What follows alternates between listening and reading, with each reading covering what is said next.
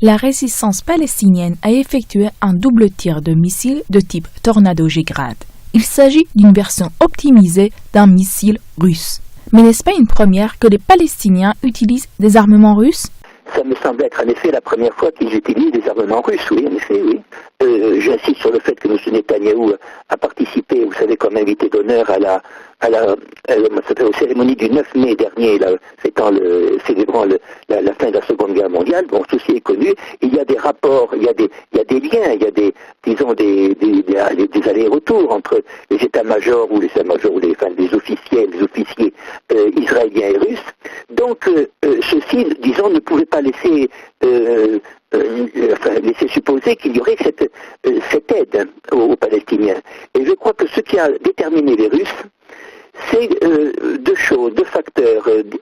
Le premier facteur, c'est évidemment la politique insensée de Netanyahou contre votre pays, contre l'Iran. Je crois que c'est cela qui est. Je crois que cet armement est en fait une pression sur Israël, voyez-vous, pour que celui-ci modifie sa politique. Sa politique, disons, comment peut-on la caractériser? Sa politique aveugle, hein, c'est-à-dire de pousser à une guerre à tout prix. On dit que c'est la ligne de Netanyahou, bon, ligne extrémiste, soit, et les Américains semblent être, comment dirais-je, empêtrés également dans cette politique de Netanyahou. Et dans les relations, ce qui est très important pour les Russes, c'est pas les relations avec Israël, ce sont les relations avec les Américains.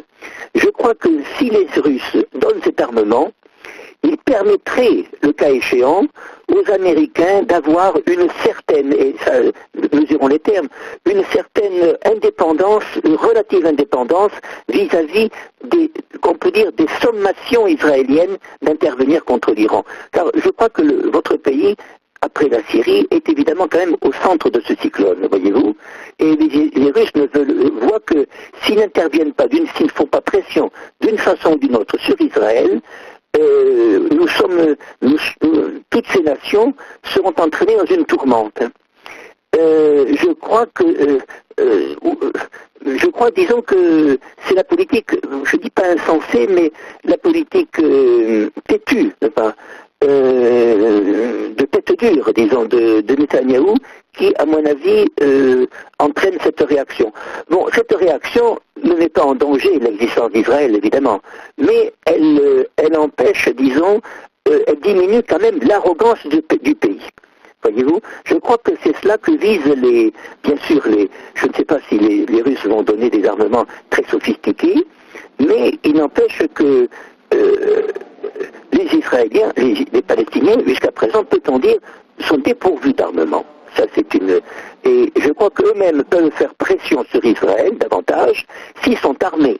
Et par là même, disons, je ne sais pas s'ils veulent s'orienter vers une coexistence, vers une reconnaissance réciproque, enfin tout ceci, on ne peut que l'imaginer, mais personnellement je ne le crois pas, vu l'intransigeance sioniste. Les sionistes ne peuvent réagir que s'ils ont peur. Non pas si on leur fait entendre raison. Parce qu'ils savent qu'ils sont appuyés sur une puissance mondiale, voyez-vous, une puissance essentiellement américaine, mais pas seulement américaine. Par exemple, permettez-moi de vous dire ceci qui peut être connu de l'opinion en Orient en particulier.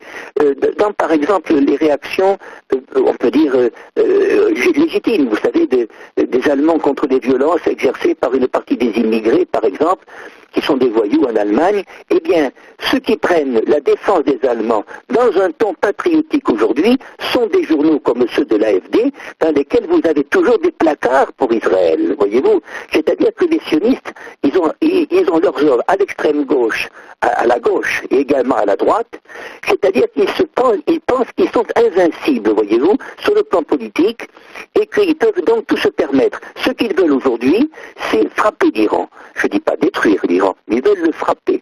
Les Russes ne veulent pas cela. Bon, donc il fallait que les Russes, mettons, mettent un poids dans la balance.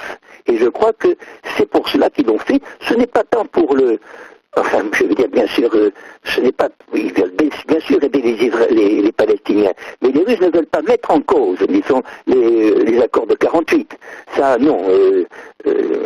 Bien sûr, je peux vous dire, madame, que, par exemple, touchant l'armement que les Russes viennent de donner aux Syriens, par exemple, nous avons eu une protestation du rabbinat des Lubavitch, vous savez, en Russie, dernièrement. Donc, je dois dire qu'il y a des factions à l'intérieur du gouvernement russe. Il y a une faction, disons, que suit M. Poutine, qui se dégage un peu quand même de l'arrogance que manifestent ces communautés. Cette communauté. Je crois que cette décision vient, bien sûr, vous avez raison de le dire, est une conséquence de la morgue israélienne qui s'est couverte derrière l'avion russe, vous voyez, et ensuite l'a fait abattre, voyons, par erreur par les Syriens. Bon, ceci est vrai, c'est surtout l'attitude des Israéliens après ce qui aurait pu être l'accident. Les Russes ont bien vu qu'il s'agissait là d'une politique, disons, cynique de la part des Israéliens, et que les Israéliens n'avaient cure, disons, des intérêts de la Russie. Les Israéliens ne voient que leurs intérêts. Ils jouent l'Amérique comme ils veulent jouer la Russie. Je crois que la Russie se sent assez forte aujourd'hui pour pouvoir dire non. Et je crois que de ce point de vue, la Russie quand même a manifesté, disons, aura gagné des sympathies dans le monde arabe, chrétien et musulman, dans le monde palestinien. Et je crois qu'en tout cas, la décision de M. Poutine est irréversible.